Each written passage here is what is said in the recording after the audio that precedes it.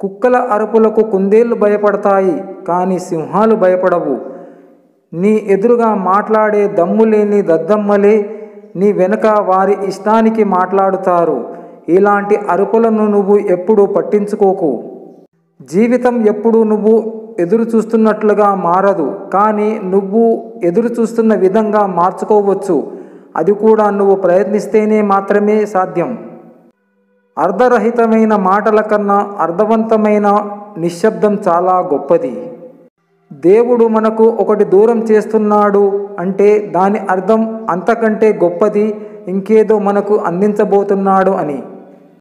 ఈ ప్రపంచములో మీ చిరునవ్వుకు మించిన అందం, మీ వినయానికి మించిన ఆభరణం, నీ ఆత్మవిశ్వాసానికి మించిన వస్త్రాలంకారణం లేదు.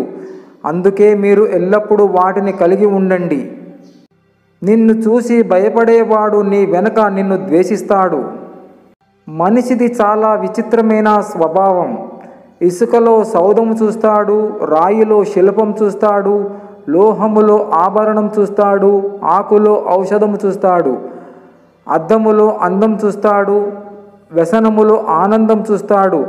కానీ సాటి మనిషిలో మాత్రం మనిషిని చూడలేడు. ఎందుకో? సహనము ఉన్న వ్యక్తి అతి శక్తివంతుడు. ఆవేశపరుడిలో ఆసక్తి 1% కూడా ఉండదు.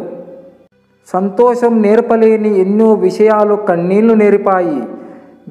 గెలుపు నేర్పలేని ఎన్నో పాఠాలు ఓటమి నేర్పింది. స్నేహం నేర్పలేని ఎన్నో జాగ్రత్తలు మోసం నేర్పింది. అందుకే అంటారేమో, ఏమి జరిగినా మన మంచికే అని. జీవితం అంటే మన కోసమే కాదు, మన అనుకునే వారి కోసం కూడా బతకడం. ప్రేమంటే డబ్బు, అందం కాదు. ప్రేమంటే ఒక నమ్మకం. ఐశ్వర్యం అంటే డబ్బు సంపాదించడం కాదు, ఇతరుల నుండి ప్రేమాభిమానాలను సంపాదించుకోవడం. సంతృప్తి అంటే నచ్చిన దానికోసం వెంటపడడం కాదు, ఉన్నదానితో ఆనందించడం.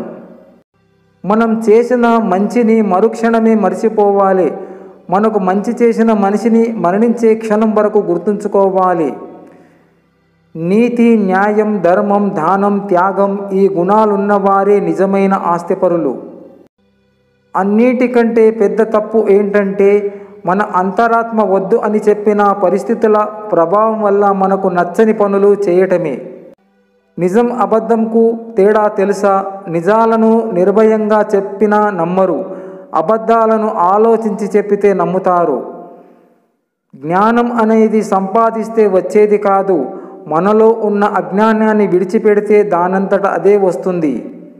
క్షమిస్తున్నారు కదా అని మంచి వాళ్ళని మళ్ళీ మళ్ళీ కష్టపెట్టకు. వాళ్ళు ఒక్క క్షణం మంచితనాన్ని మర్చిపోయారంటే వేరేలా మారడానికి నిమిషం కూడా పట్టదు.